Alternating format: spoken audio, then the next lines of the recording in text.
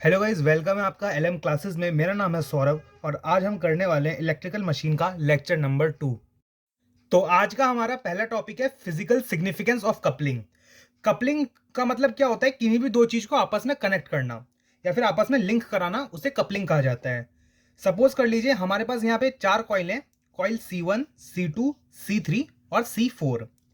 अब सपोज कीजिए जो कॉइल C1 है, इससे हमने एक करंट I जो है वो फ्लो करवा दी।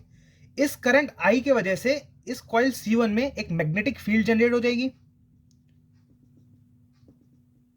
अब सपोज कीजिए ये जो कॉइल C1 है, इसके में I करंट फ्लो करने से मैग्नेटिक फील्ड जनरेट हो गई।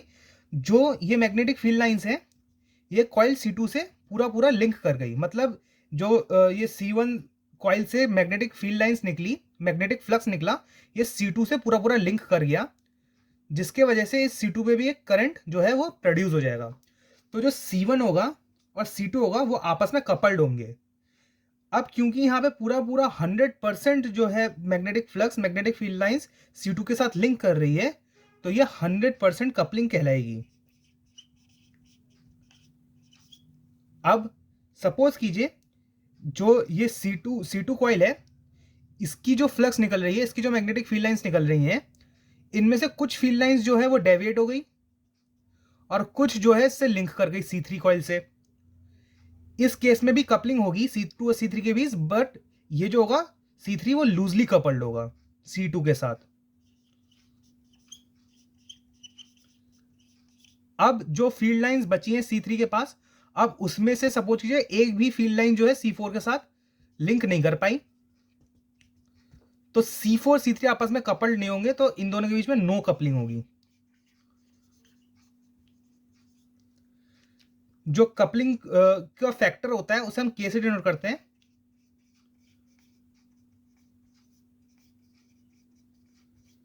इस K की वैल्यू 0 से लेकर 1 के बीच में होती है।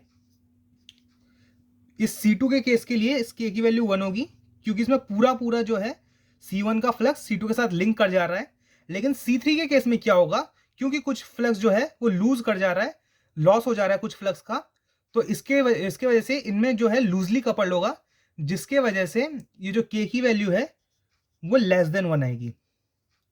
अब क्योंकि जो कॉइल C4 है, इसमें तो एक भी फ्लक्स लिंक नहीं कर रहा, जिसके वजह से इसमें K की वैल्यू 0 आएगी।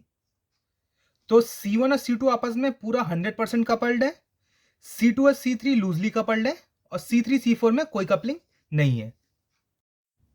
अब देखिए, जैसे कि एक ट्रांसफार्मर है, मैंने आपको पहले ही बताया था कि एक ट्रांसफार्मर होता है वो कॉम्प्लेक्स केस होता है एक कपल्ड सर्किट का।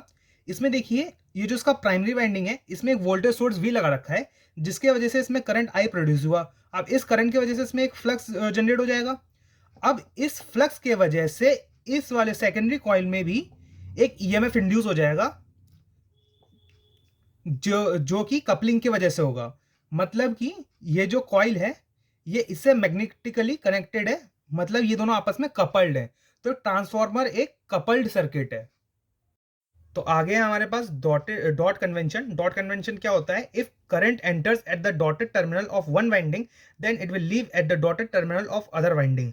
मतलब कि फॉर एग्जांपल ये ट्रांसफार्मर है, इसमें जो प्राइमरी वाइंडिंग है इससे करंट एंटर कर रहा है, तो जहां प्राइमरी वाइंडिंग में जहां करंट एंटर कर रहा है वो एक डॉटेड टर्मिनल होगा, तो दूसरे सेकेंडरी वाइंडिंग के डॉटेड टर्मिनल से करंट जो है वो एग्जिट करेगा, करंट जो है वो लीव करेगा। अगर पहला डॉटेड डॉटेड टर्मिनल से करंट अगर एंटर कर रहा है, तो दूसरे डॉटेड टर्मिनल से करंट जो है वो लीव करेगा। डॉटेड टर्मिनल कुछ नहीं होता, ये नॉर्मल बस टर्मिनल है। ये बस एक नोटेशन दे रखा है, जैसे कि ये अगर इस टर्मिनल से करंट एंटर कर रहा है, तो दूसरे टर्मिनल से करंट को एग्जिट करना कंपलसरी है। तो जैसे कि यहाँ से करंट एंटर कर रहा है, तो ये एक डॉटेड टर्मिनल हो गया, और इस वाले सेकेंडरी वाइंडिंग में करंट जो है वो लीव कर रहा है, तो ये एक डॉटेड टर्मिनल हो गया। प्राइमरी वाइंडिंग में करंट एंटर करेगा और सेकेंडरी से करंट लीव करेगा। सिमिलरली यहाँ पे देखिए करंट एंटर कर रहा है, तो ये एक डॉटेड टर्मिनल हो गया, प्राइमरी वाइंडिंग से करंट एंटर कर रहा है और सेकेंडरी डॉटेड टर्मिनल से करंट जो है वो लीव कर रहा है। तो ये है डॉट कन्वेंशन। मतलब अगर प्राइमरी से करंट जाएगा तो सेकेंडरी से करंट निकलेगा। Thank you. आगे देखिए, अगला टॉपिक है हमारे पास लेंज लॉ। लेंज लॉ क्या होता है? According to the Lenz law, the polarity of induced EMF is such that if it is allowed to flow a current, by short circuiting the terminal of a coil, then the flux produced due to this current must be opposite to its cause flux. Lenz's law depends on Newton's third law and energy conservation principle. According to Newton's third law, every action has equal and opposite reaction, or according to energy conservation principle, energy can neither be created nor be destroyed, it just transfer forms one form to another. तो आइए समझते हैं length law क्या होता है। तो Lenz law को समझने से पहले आप ये समझ लीजिए कि ईएमएफ, फ्लक्स या करंट कैसे इंड्यूस होता है प्राइमरी और सेकेंडरी कॉइल में। सपोज कीजिए ये हमारे पास नॉर्मल सेटअप है ट्रांसफार्मर का। इसमें क्या है, ये कोर है जिसमें हमने प्राइमरी वाइंडिंग लपेट दी और इधर सेकेंडरी वाइंडिंग लपेट दी, और इस प्राइमरी वाइंडिंग को हमने एक वोल्टेज सोर्स V से जो है कनेक्ट कर दिया। ये इसके टर्मिनल्स हैं, इसे हमने नाम दे दिया V1। इस V1 के वजह से इस कॉइल में एक करंट I1 जो है वो फ्लो करने लगेगी। अब ये I1 जब करंट फ्लो करेगी इस कॉइल के थ्रू, तो फैराडे लॉ के अकॉर्डिंग इस पूरे कोर में एक फ्लक्स जो है वो इंड्यूस हो जाएगी। फिलेमिंग्स के राइट हैंड थंब रूल की मदद से हम इस फ्लक्स की डायरेक्शन निकाल सकते हैं, जो ऐसे ऊपर की डायरेक्शन में आएगी। तो ये फ्लक्स की डायरेक्शन हो गई। अब क्या होगा, अब ये फ्लक्स जो कि लिंक कर रही है प्राइमरी वाइंडिंग से, इसके वजह से इसमें एक ईएमएफ जो है वो इंड्यूस हो जाएगा, जिसे हमने नाम E1 दे दिया। और सेम टू सेम ये वाली फ्लक्स जो है वो सेकेंडरी कॉइल से भी लिंक कर रही है, तो इसमें भी एक ईएमएफ इंड्यूस हो जाएगा। अब सपोज कीजिए हमने इधर एक लोड जो है वो कनेक्ट कर दिया।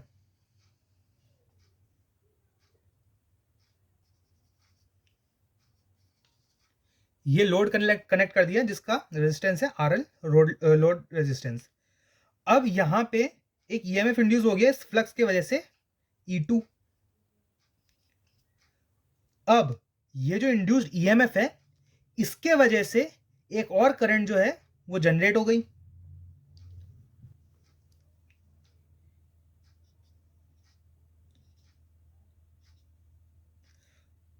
अब इस करंट का डायरेक्शन देखते हैं, इसको हमने I2 नाम दे दिया। अब इस करंट का डायरेक्शन ऐसा है, तो इसका जो फ्लक्स होगा वो ऊपर की तरफ होगा इस डायरेक्शन में।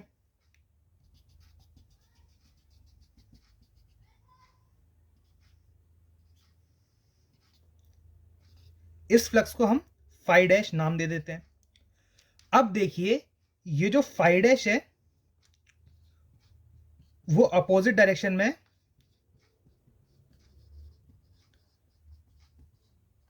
फाई के, तो जो फाई डैश है वो मतलब फाई से कैंसिल आउट हो जाएगा, सब्ट्रैक्ट हो जाएगा। तो जो नेट फाई आएगा वो हो जाएगा हमारा फाई माइनस फाई डैश। यानी कि लेंज लॉ के according polarity of induced EMF is such that it's allowed the flow of current by short circuiting the terminal of a coil, then the flux produced due to this current, मतलब phi dash. ये जो EMF है इसमें हमने short circuit कर दिया, इसके वजह से EMF इंड्यूस हो गया E2। अब इस EMF की वजह से अगर ये करंट I2 फ्लो करेगी, तो इस करंट के वजह से जो फ्लक्स निकलेगा वो जो कॉस फ्लक्स होगा, मेन फ्लक्स मतलब ये जो प्राइमरी वाइंडिंग के थ्रू फ्लक्स निकला है उसका अपोज करेगा। तो यानी कि फाई डैश जो है वो फाई का अपोज करेगा, तो नेट फाई आ जाएगा फाई माइनस फाई डैश। तो ये एनर्जी कंजर्वेशन लॉ के अकॉर्डिंग भी है, मतलब कि energy can neither be created nor be destroyed, is just convert one form to another. और ये क्या कहते हैं, जो न्यूटन का थर्ड लॉ है, every action equal and opposite reaction. तो इस वाले फाई का अपोजिट रिएक्शन है फाई डैश, जो इसको अपोज कर रहा है। अब ये देखिए जो E1 है ये EMF है प्राइमरी साइड का, और ये E2 है EMF सेकेंडरी साइड का। अगर ये N1 नंबर ऑफ टर्न्स मान लिया हमने प्राइमरी वाइंडिंग में और N2 सेकेंडरी वाइंडिंग में। अब क्योंकि इसका जो E2 का फ्लक्स जो है वो इसे ओवरकम कर रहा है, अपोज कर रहा है, तो E2 जो है वो नेगेटिव में आएगा। ठीक है, तो यही है आपका लेंज लॉ। Thank you. तो इसका हम कंक्लूजन ये निकाल सकते हैं कि एक नॉर्मल ट्रांसफार्मर है जिसकी ये प्राइमरी वाइंडिंग है, ये सेकेंडरी वाइंडिंग है। इस प्राइमरी वाइंडिंग में हमने वोल्टेज सोर्स लगाया V1, जिसके वजह से इसमें करंट इंड्यूस हुआ, करंट I1। ये करंट जब इस प्राइमरी कॉइल से फ्लो करेगा तब फैराडे लॉ के अकॉर्डिंग इसमें एक फ्लक्स जनरेट हो जाएगा जिसको हमने कहा फाई। अब इस फाई फ्लक्स के वजह से जब ये फाई फ्लक्स लिंक करेगा प्राइमरी कॉइल से, तब इस प्राइमरी कॉइल में इंड्यूस हो जाएगा एक ईएमएफ जिसको हमने कह दिया E1। और जब ये फाई सेकेंडरी कॉइल से लिंक करेगा तब इसमें एक ईएमएफ इंड्यूस होगा जिसे हमने कह दिया E2। इस सेकेंडरी कॉइल के ईएमएफ के वजह से, E2 के वजह से इसमें जनरेट होगा करंट I2, और ये I2 के वजह से एक फ्लक्स जनरेट होगा सेकेंडरी कॉइल में जिसे हमने नाम दिया फाई डैश। फैराडे लॉ की वजह से ये फाई डैश और ये फाई जो है वो जनरेट हुआ। अब जो ये फाई है, ये फाई जो कॉज फ्लक्स था, जो ईएमएफ E1 की वजह से फ्लक्स हुआ, प्रोड्यूस हुआ था, सॉरी प्राइमरी वाइंडिंग की वजह से जो प्रोड्यूस हुआ था मेन फ्लक्स, उसका अपोज करेगा। तो जो नेट फ्लक्स होगा हमारा वो हो जाएगा फाई माइनस फाई डैश।